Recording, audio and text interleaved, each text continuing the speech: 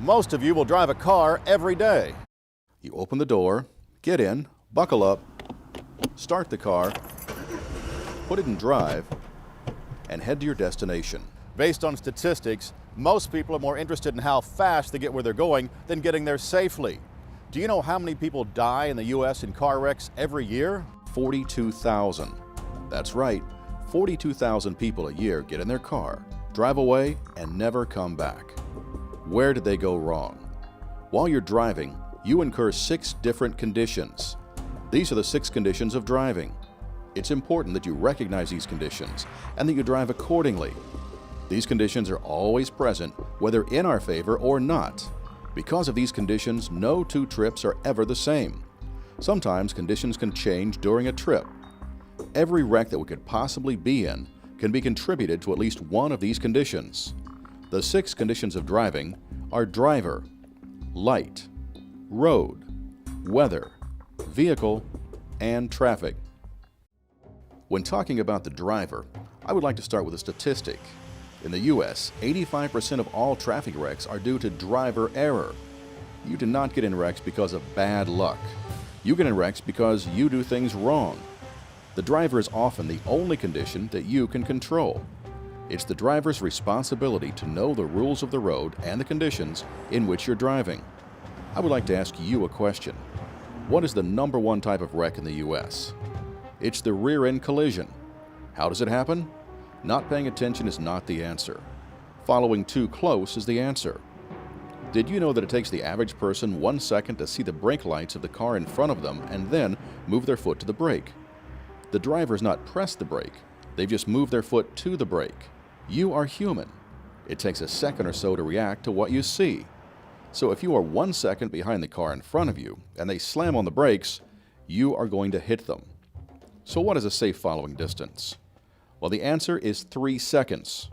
Your vehicle should be 3 seconds behind the car in front of you under normal driving conditions. When conditions change, such as rain, you should increase your following distance. So how does the 3-second rule work? Well, as the car in front of you passes a stationary object, such as a sign or pavement marking, you should be able to count 3 seconds before you cross that same object.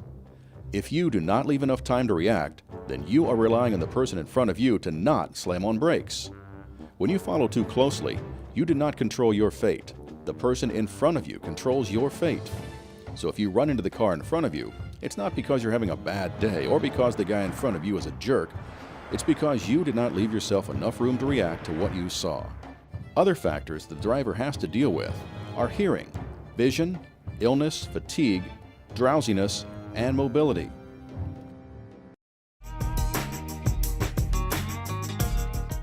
Teenagers love to listen to music. This is okay, but you need to remember that you also need to be able to hear things outside of music while you are driving. You need to be able to hear emergency vehicles, horns from other vehicles, and hear things in your own car, such as tire problems or engine knocking. You should never wear earphones while driving. Vision. Most decisions you make are based on what you can see. As you get older, your eyesight may diminish. If you notice this, you should get corrective lenses immediately. You should use sunglasses when necessary and make sure to use your sun visor when the sun is low in the sky. When changing lanes, you should always check your blind spot to make sure it's clear to move into the other lane. Do you know what a blind spot is? It's the area beside your vehicle that you cannot see in your mirrors. It's located in the lane beside you, left or right, across from your back tire. You should spend most of your time looking in front of you. You should only check traffic behind you every 10 seconds. You should also avoid looking at one thing more than a second or so. Your eyes should be scanning the road ahead of you. Illness. Everyone gets sick. Medication is a wonderful asset to our lives. However, some medication can make you feel less than 100%. It is your responsibility to know the effects of any medication before you drive. If you're driving and you start to feel lightheaded or dizzy from medication, you should pull over immediately and call for help. You can receive a DUI from prescription medication. If you're involved in a wreck and it can be proven that you were impaired, then the law will prosecute you. The victims will seek justice as well. In addition, you could be seriously injured or killed. Drowsiness. Drowsiness comes from a lack of visual stimulation. In the mornings when you're at school and you start to feel sleepy, you may not be tired, but you may be drowsy. It's easy to become drowsy when driving on long road trips. What are some of the things you can do when you feel drowsy? Well, you can open a window and vent in some fresh air. You can turn on the radio and sing along. You can stop and get out where safe and exercise or stretch. You may also find you get drowsy when you drive at certain times during the day. Do not ignore this fact. You can try to avoid driving during that time or have someone else drive. If these things do not work, then pull over safely and let someone else drive or call for help. Fatigue. Do you ever get tired? Fatigue is different than drowsiness. Fatigue is when your body is in or going into a state of exhaustion. You go to school or work all day, then you have practice or errands, then you have to drive home. The danger with fatigue is that it can only be fixed by sleep or rest. If you are too tired to drive, then let a friend drive or call for help. You need to see the big picture. If you die in a car because you were tired, they did not bring you back in life. It's over. Slow down. Increase your following distance. Mobility. At a young age, your mobility will probably not be a big issue. However, as you get older, it may become a problem. You will need to turn and look back and beside you from time to time. We've talked about checking blind spots when you change lanes and how imperative it is to turn your head and look into the blind spot. You also need to look back when you put your vehicle in reverse. You should not use your mirrors when backing up because of blind spots. A child or person could easily walk into the path of your vehicle and you will not see them unless you are turned and looking out of the back window. Distracted driver. Drivers today are more distracted than ever. With new technology come great things. However, using these things in the car can prove to be deadly. Using radios, CD players, MP3 players, navigational systems, cell phones, and computers are just a few of the items of distraction. When you use any of these items while driving, you're doing two things at one time. When you're talking on your cell phone, are you focused on the call or you're driving? When you're changing out your CDs or texting, are you more focused on the phone or on your driving? With the new GPS systems, we can find our locations easier than ever before. But you should never try and put in the address while you're driving. You should pull over and then put the address into the GPS. Texting and driving is now proven to be more dangerous than drinking and driving. Plus, it's against the law. Habits. Habits are formed from repetition. You have many habits in your daily lives. How many of you brushed your teeth this morning? Did you put your toothbrush under the water? Did you ever think about it? It's been proven that it takes 14 days to form a habit. However, it takes 21 days to replace that habit. It's very important that we form good habits. It's also important that we recognize the bad habits we picked up and replace those habits with good ones. Mental conditions. You will have to deal with mental conditions when you drive. Everyone has to deal with things like stress and emotions. You may be dealing with exams or meeting a deadline or listening to the horn from the guy behind you. As you become emotionally charged, it will affect your attitude. You will have to find ways to deal with these emotions. This can lead to road rage. There are two kinds of road rage. The first kind is you having road rage. When you reach this state, you may be doing things that you normally would not do. You may take risks that you wouldn't take. You may put yourself in a position to be injured or even killed.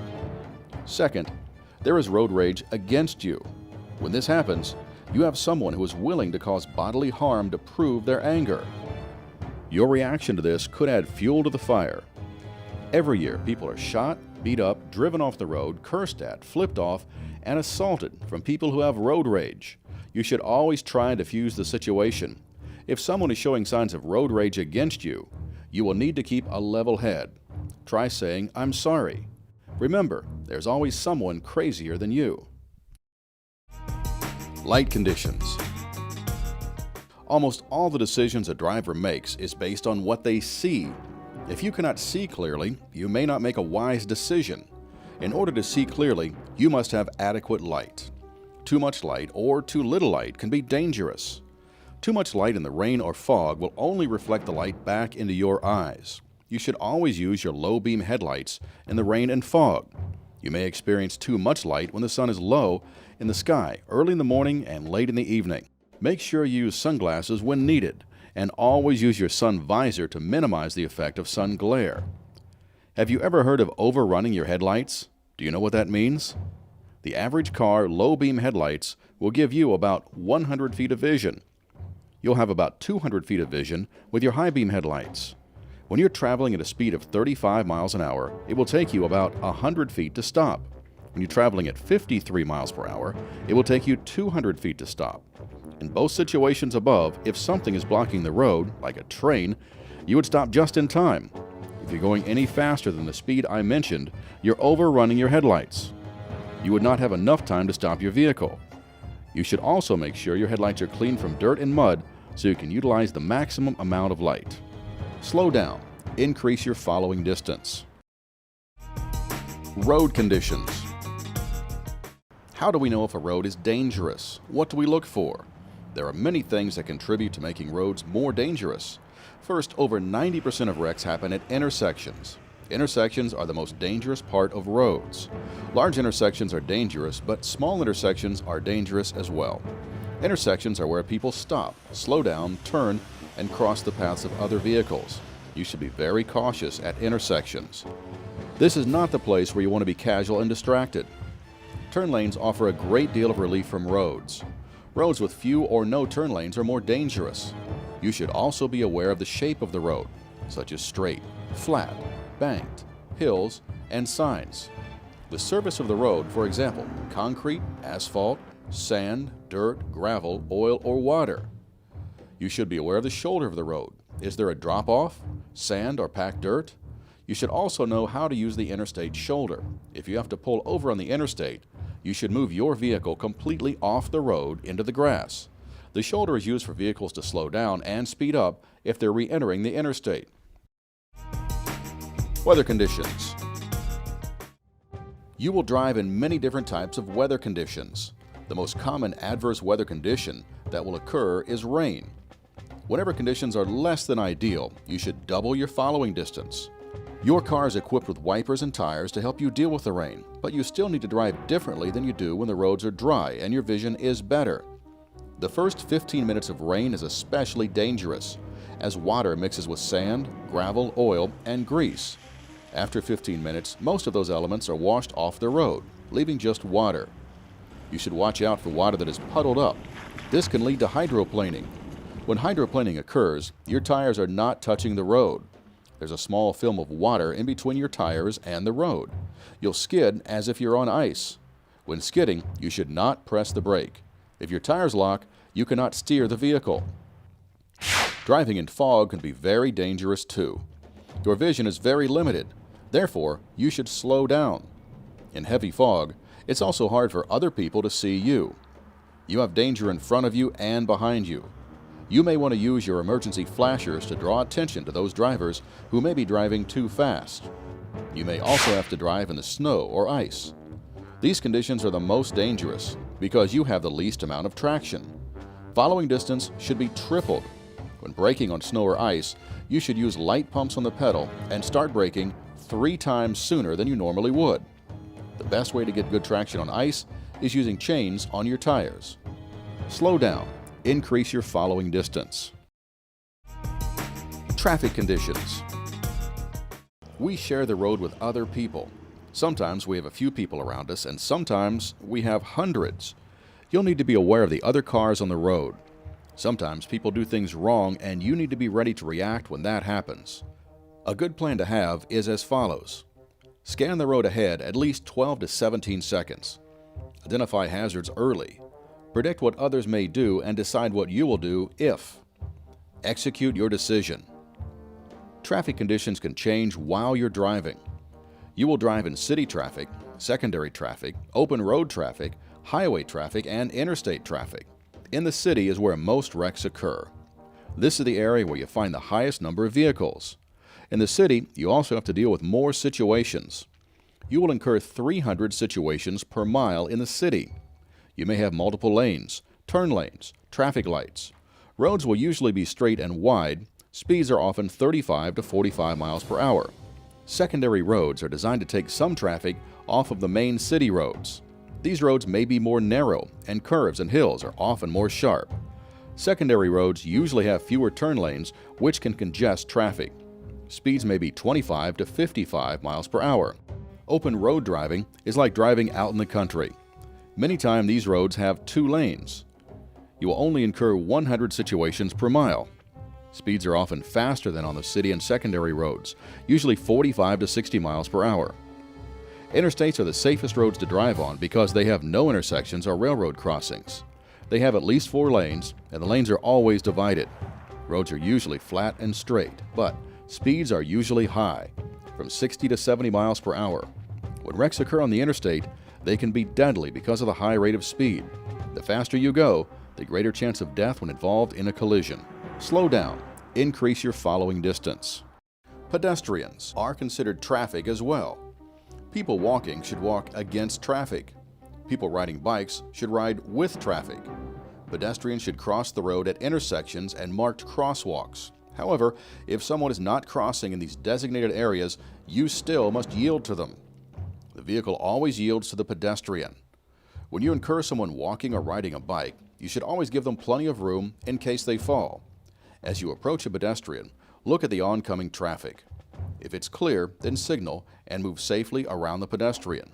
If there's oncoming traffic, you may need to slow down and let the vehicles pass and then move around the pedestrian. Stay alert around areas like schools, parks, and playgrounds. Motorcycles are involved in many collisions in the U.S.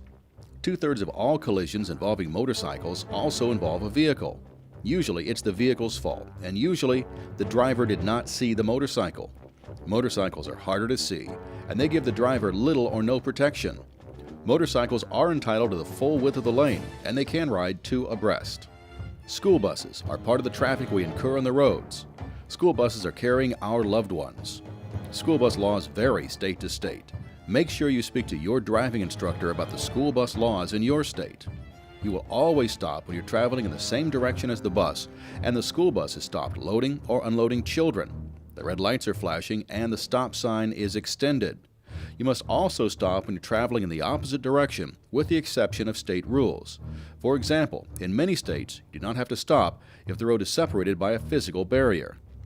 You will also incur emergency vehicles. You should always give the right of way to emergency vehicles. When an emergency vehicle is approaching you from behind or in front, you should pull over to the right and stop if possible. Never pull to the left. You should let the emergency vehicle go left if needed. Never run a stop sign or red light if an emergency vehicle is behind you. If you cannot get out of the way, then stop and let the emergency vehicle go around you. Animals make their way into the roads as well. You should be aware of your surroundings if at all possible. When you're driving out in the country with little light outside of the light from your vehicle, you may see deer, possum, rabbits, foxes, even bears. When driving in areas where there are lots of trees, you may see a lot of squirrels. In neighborhoods, you may see dogs and cats. No one wants to hit animals. However, you should never create a more serious collision because of an animal. You should never hit a tree or put your vehicle in a ditch over an animal. If the vehicle behind you is very close and you see a squirrel, don't cause a serious collision over the animal.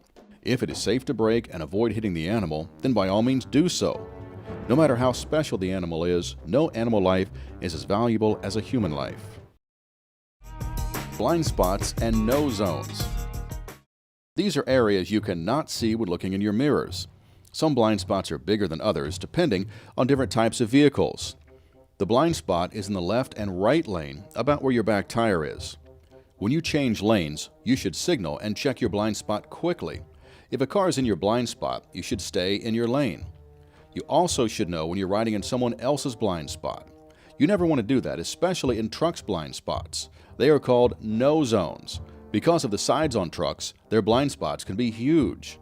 If you cannot see the truck's mirrors, they cannot see you. You should stay 200 feet behind and at least 20 feet in front of trucks. The vehicle condition is your responsibility. Usually, our cars do not fail us. Usually, there's signs of problems, and the problems do not get fixed. The tires are the only part of the car that's actually touching the road. Tires are not going to last forever, and the lifespan of your tires depend on 2 things.